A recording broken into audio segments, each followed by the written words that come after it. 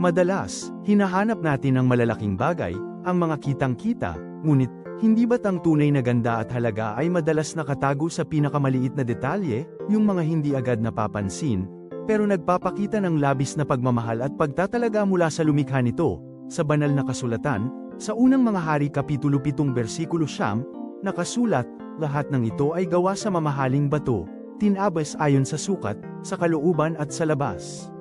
Ang mga batong ito para sa templo ng Panginoon ay hindi lang basta-basta, bawat isa ay pinili, sinukat, at inukit ng may matinding pag-iingat. Ito ay nagpapakita na ang Diyos mismo ay nagpapahalaga sa bawat detalyeng iniaalay natin sa Kanya. Gaano man kaliit, kaya't sa bawat araw natin, sa bawat gawain, mula sa pagtulong sa kapwa hanggang sa paglilingkod sa ating mga simbahan, gawin natin ito ng may puso at dedikasyon, alalahanin natin na ang pinakamahalagang alay sa Diyos ay hindi ang laki ng ating ginagawa, kundi ang pag-ibig at sinseridad sa likod ng bawat detalye, dahil sa Kanyang mata, ang bawat kilos na puno ng pagmamahal ay isang magandang handog.